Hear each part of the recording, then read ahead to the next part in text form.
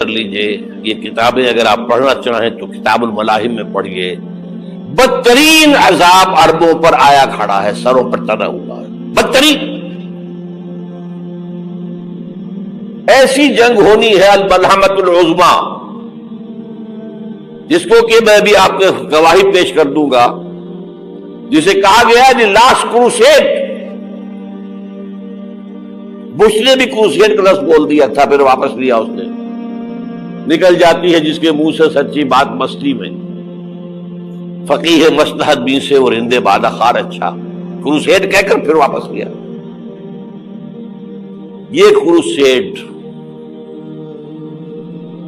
اس کے اوپر جس قدر نقصان ہونا ہے عربوں کا، گریٹر اسرائیل بنے گا،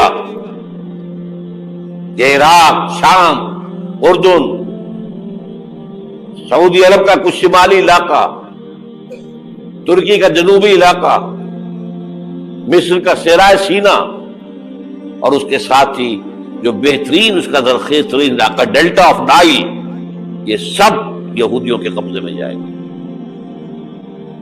اس کو حدیث میں کہا گیا الملحمۃ العظما. عیسائی 80 علم لے کر اے مسلمانوں تم پر حملہ آور ہوں گے، اور ہر علم کے نیچے 12,000 فوج ہوگی، 9.5 لاکھ فوج. یہ نیٹو کی تیاری کس کے لیے ہو رہی ہے؟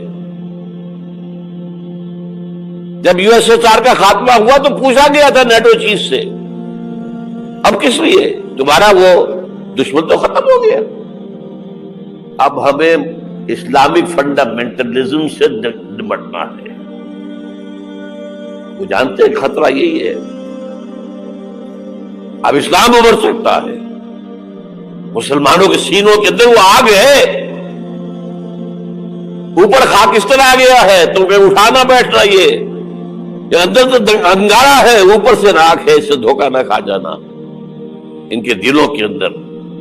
اور بش نے کہا تھا مسلمان چاہتے ہیں کہ ہسپانیہ سے لے کر انڈونیشیا تک نظام خلافت قائم کریں. اور میں حیران ہوا تھا کہ اس کمبخت کو ہسپانیہ کا خیال کیسے آ گیا. ہمیں تو کبھی آتا ہی نہیں، اب ہم تو بھول گئے. وہ تو 500 برس پرانی بات ہے، جبکہ وہاں سے ہمیں نکال دیا گیا تھا. اگرچہ اقبال نے کہا تھا ہے ارض فلسطین پہ یہودی کا اگر حق، ہسپانیہ پر حق نہیں کیوں اہل عرب کا. ہسپانیہ میں تو 800 سال حکومت کی مسلمانوں نے، اور ابھی 500 برس سے گزرے ہیں نا. یہودی تو ارض مقدس سے 2000 سال نکالے گئے. انہیں لا کے آباد کیا گیا، عربوں کے سینے میں خنجر بھونک دیا گیا. وہ چھوٹا سا ملک جو چاہتا کرتا، کوئی پوچھنے والا نہیں. امریکہ جیسے اپنے بیٹے کی حفاظت کرے ویسے کرتا اس کی. اور حضور نے فرمایا ہے وہ جنگ جب ہوگی تو ایک باپ کے اگر 100 بیٹے ہوں گے تو 99 ختم ہو جائیں گے، ایک بچے گا. یہ حدیث ہے، حدیث ہے صحیح. اور آپ نے فرمایا ویل للعرب من شر قد اقترب. عربوں کے لیے ہلاکت ہے، عربوں کے لیے بربادی ہے اس شر سے جو قریب آ چکی.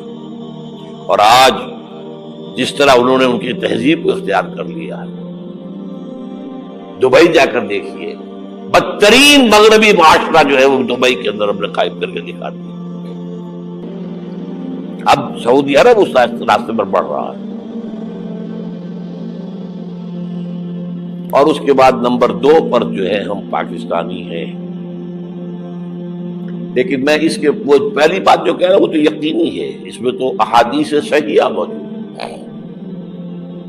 اگرچہ اس کے بعد پانسا پلٹے گا، پھر حضرت مہدی کا ظہور ہوگا، حضرت عیسیٰ کا نزول ہوگا، اور وہ گریٹر اسرائیل گریٹر گریو یارڈ بنے گا یہودیوں کا. ایک ایک یہودی قتل ہوگا، دفن ہوگا. یہ بات میں ہونا ہے، میں پہلی بات فرض کر رہا ہوں. وہ پانسا پلٹے گا جب پلٹے گا. ابھی جو سامنے ہے وہ کیا ہے؟ جس ملحمۃ العظما کہا حضور نے، جسے آرمیگیڈون کہتے ہیں عیسائی. आर्मगेडोन की अगर कहीं जाकर आप देखेंगे, आप डिक्शनरी में मानी तो क्या लिखा है, a very big war which will be fought between the forces of evil and good before the end of this world. इस दुनिया के खात्मे से पहले खैर और शर की कुव्वतों के दरमियान बहुत बड़ी जंग होगी। अर्मगेदोन उसे कहते हैं अरबी में, और आर्मगेडोन उसे कहते हैं अंग्रेजी के अंदर, और ये बाइबल की आखिरी किताब के अंदर है, जो इसमें कि मुकाशिफात यूहन्ना, रेवलेशंस ऑफ सेंट जॉन, ये तो मैं कह रहा हूं यकीन के साथ, और ज्यादा दूर नहीं है, आया चाहता हूं। इसलिए कि यहूदियों का और ईसाई जो कंजर्वेटिव्स है, न्यो कंजर्वेटिव्स, उनका 5 निकाती एजेंडा है मुत्तफक अलैह, जिसके तहत ये जंग सलीबी शुरू की गई है। तो सुन लीजिए आप। आर्मगेडोन नंबर 1, ग्रेटर इजराइल कायम हो जाना उसके नतीजे में नंबर 2, मस्जिद अक्सा और कुबत सगरा को गिराना नंबर 3, वहां थर्ड टेंपल, वो मस्जिद जो हजरत सुलेमान ने बनाई थी 1000 कब्ल मसीह में, फिर बर्बाद की थी नेबूकदनेस्सर ने, दोबारा बनाई गई, फिर दोबारा खत्म हुई 70 ईस्वी अब तक गिरी पड़ी है। उनका खाना काबा गिरा हुआ है 70 ईस्वी से लेकर आज तक। एक दीवार है वेलिंग वॉल, जहां जाते हैं, रोते हैं, पीटते हैं, मातम करते हैं, वहां वो बनेगा थर्ड टेंपल। और नंबर 4, उसमें लाकर रखा जाएगा तख्त हजरत दाऊद का। ये तख्त कहां है इस वक्त? ये लंदन शरीफ के अंदर जो उनकी पार्लियामेंट का जो चर्च है, वेस्टमिंस्टर एबे, उसमें रखा हुआ है। एक पत्थर था जिस पर बिठाकर हजरत दाऊद की ताजपोशी हुई, फिर हजरत सुलेमान की हुई, फिर वो पत्थर रख दिया गया जब हजरत सुलेमान ने बनाया हैकल मस्जिद अक्सा, वहां रहा वो। हर बादशाह जो था यहूदी उसी के ऊपर बिठाकर उसकी ताजपोशी होती थी। सन 70 में टाइटस ने गिराया उसे, हैकल को, वो पत्थर ले गया, वहां से रोम गया, रोम से आयरलैंड गया, आयरलैंड से स्कॉटलैंड आया, स्कॉटलैंड से इंग्लैंड आया, और अब वो रखा हुआ है 14वीं सदी ईस्वी से आज तक। वो वेस्टमिंस्टर एबे में रखा हुआ, एक कुर्सी की सीट में उसे बना दिया गया है तख्त की शक्ल में। अब अंग्रेजों में कोई मलका हो, कोई बादशाह हो जिसकी भी ताजपोशी होनी, उसमें हो, ये लाकर रखा जाएगा थर्ड टेंपल में। और इस पर यहूदियों के ख्याल के मुताबिक उनका मसीहा आएगा जो मसीह दज्जाल होगा। ईसाइयों के ख्याल के मुताबिक हजरत ईसा आएंगे, वो हमारा भी ख्याल है हजरत ईसा आएंगे अलैहिस्सलाम।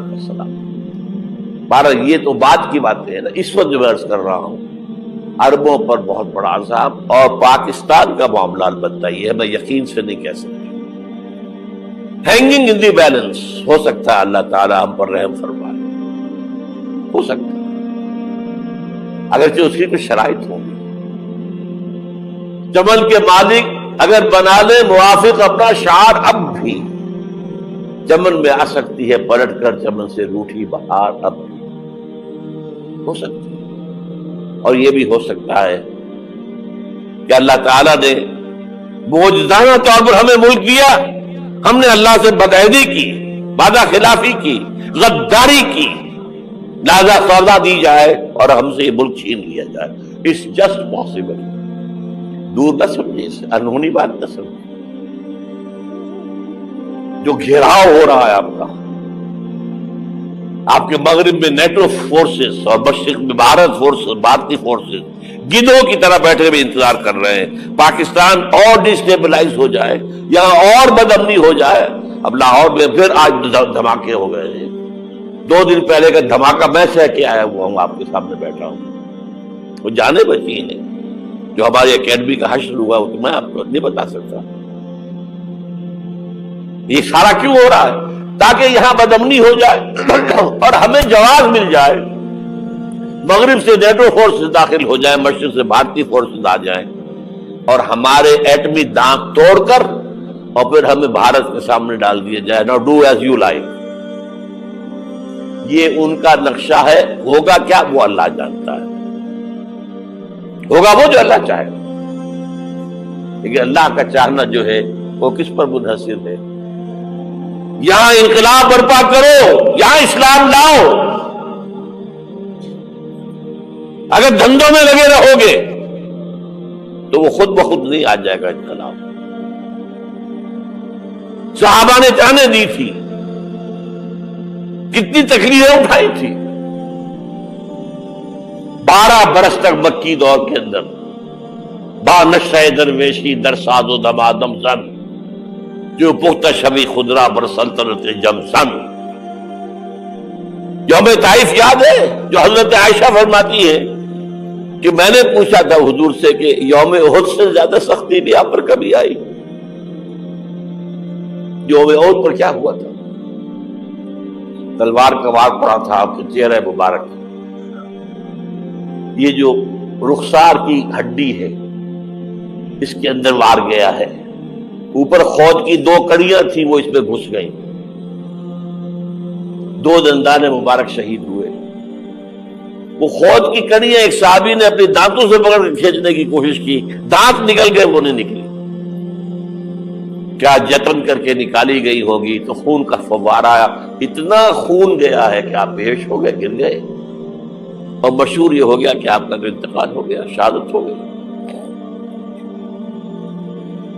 یہ سیرت کبھی پڑھی ہے؟